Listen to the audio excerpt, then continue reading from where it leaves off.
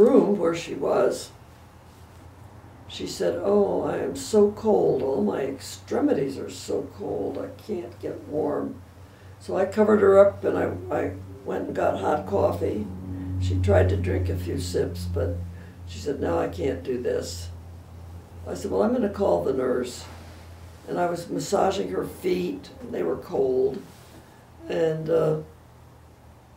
I went back to the waiting room. The nurse came, and then they called, code blue?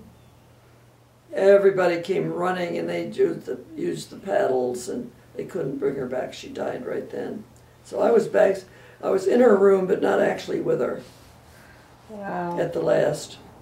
You think she knew it was the time? I don't know. I wonder that, because she suddenly was very cold, and she may have said, "I think I'm done for," or something like that.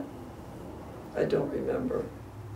All these things hit me so fast, I can't remember what I did or what I'm not the hysterical type, though.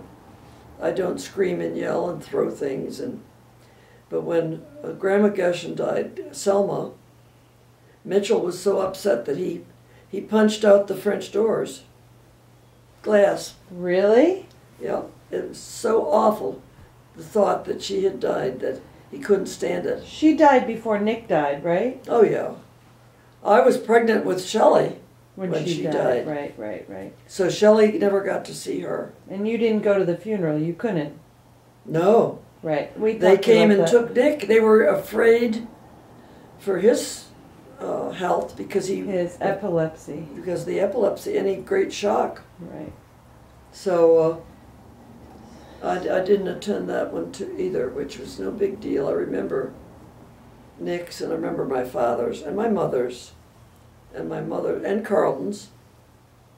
So Aunt May, no, I can't remember Aunt May. I didn't go either, because Aunt May died, and they had just been down here. My mother and Aunt May came in Mom's car, and they visited me in this house, which was not done. And we had laid the floor in the kitchen, and Aunt May was so delighted that I had a house, and she was so happy. They brought stuff from the garden, and we had, and I guess we peeled some tomatoes or something, and she said, "Oh, we got a spot on this floor. Do you have a mop?" So she goes ahead and mops the floor. I thought afterwards, I guess this weekend was too much for her, because they drove home, and she died on Tuesday. Oh, my gosh. So I had just seen her, so I didn't go to the funeral. So Super Graham died then, and then you were alone for the first time. Yeah. I was my own person, but I was then Mrs. Gehshan. I was a teacher, had my career, and I, threw myself into it. And I did, as I said, I did a lot of, which didn't help one bit, but I did a lot of extra courses, which for every 3 credits you earned, you went up on the salary scale. So one notch was 15, and one notch was 30. So by the time I retired, I had 60 credits over and above my bachelor's degree. Wow. Yeah. But I never had a master's degree, because I never had to write a thesis, and the courses were not aimed to any one degree.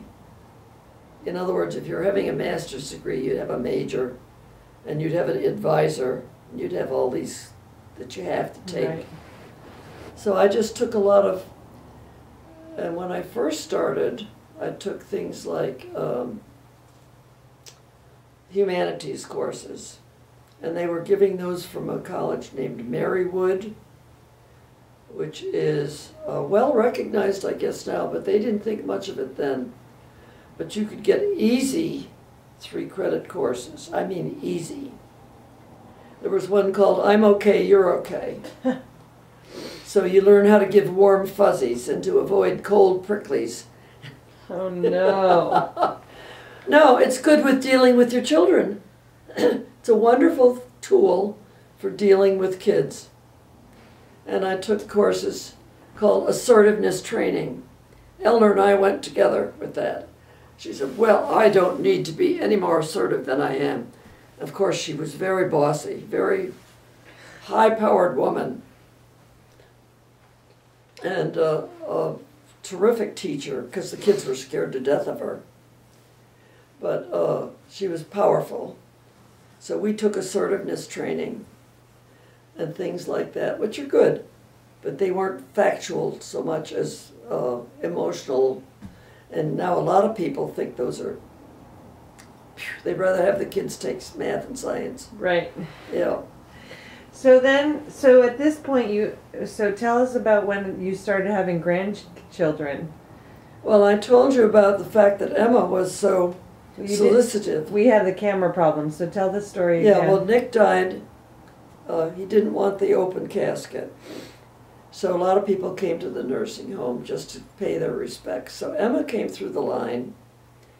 And of course, all my kids were there, and Jurgen, and Jenny and Shelley, of course, weren't married yet.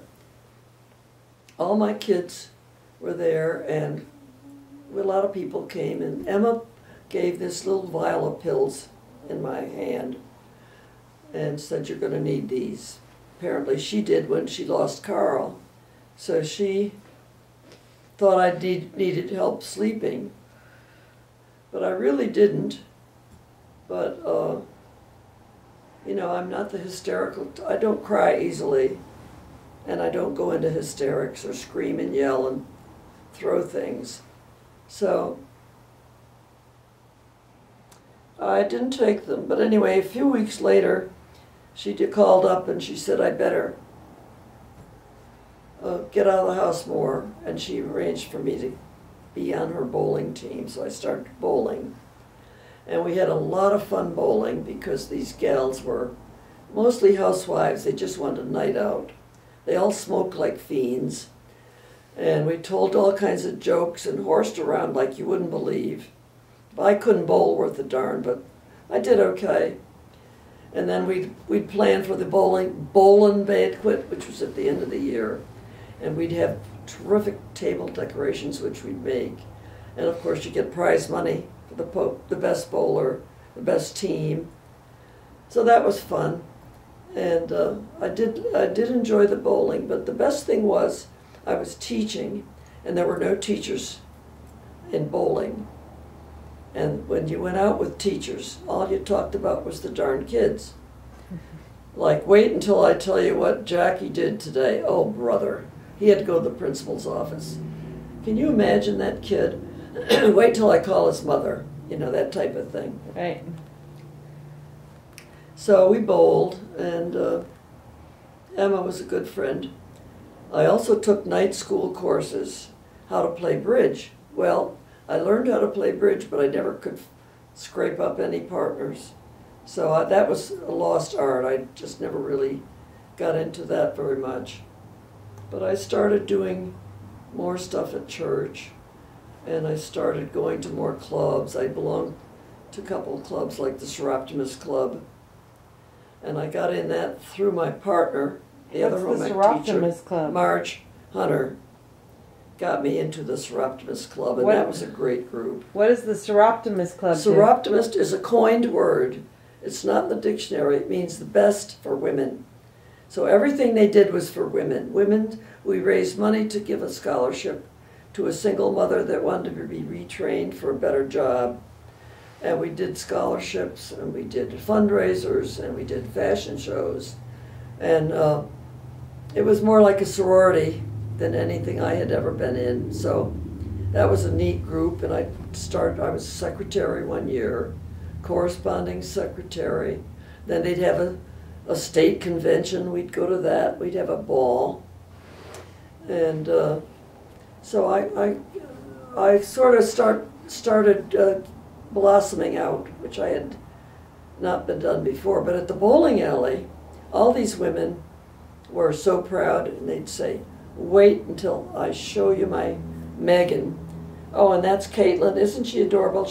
She's Joanne's daughter, and I had no grandchildren to show, so I had a picture of the cat. And I'd say, is that ever a pretty cat? Such an adorable creature. I love her. So, and also when Nick first died, Shelley had wanted to have a kitten. So she had a cat, and she got it at school when the teacher brought a basket full of kittens, and she came home and wanted to know if she could have one, which was kind of mean of the teacher because she knew that she was going to get rid of most of them. Yeah. And her husband was a vet. You remember Dr. Whitney? Did you ever meet him? I don't think so. So the teacher, Mrs. Whitley, was married to a veterinarian, and he had these kittens somehow in the office, so she brought them to school. Shelley came home and asked, could she have a kitten? I said, yes, if you'll take care of it. You have to be responsible for that cat. Well, in the meantime, Mrs. Whitney had a son who came home from college named Michael Whitney, and we went to get him at the airport. I rode along, and Shelley, at this point, was very fond of Mrs. Whitney. So we went to get Michael, and they had a girl named Donna, so we all went out to eat, and I hardly knew the family, but once Michael got a look at Shelley, and Shelley got a look at Michael, it was spontaneous combustion. He started calling her up, and he'd come and pick her up, and they'd go picnicking or whatever, and so they were an item. And then Mr. and Mrs. Whitney would go out to dinner. They'd take Shelley and Michael. So here I have all these kids and nothing to do. I sit like a fool all night long. But you know what? I had her cat. So here's this beautiful cat named Blossom. Blossom's on my lap, and I'm petting Blossom. And that's when I became a cat lover. Oh. That was my only friend. Well, Blossom was a bad kitty. She ran across the road, got hit by a car. So we didn't know where she was.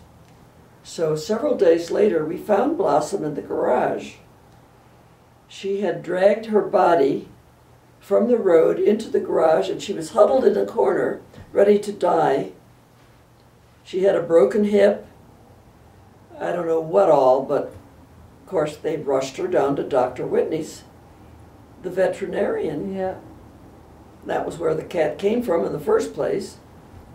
So, gosh, he fixed her up. She had a broken hip. She was in a cast, a hip, the whole leg, and she wouldn't keep it on. She kept rattling it off. Oh my gosh. But anyway, she got better, and eventually she came back to me. Oh. So that was the first of my cats. But then, Hold on.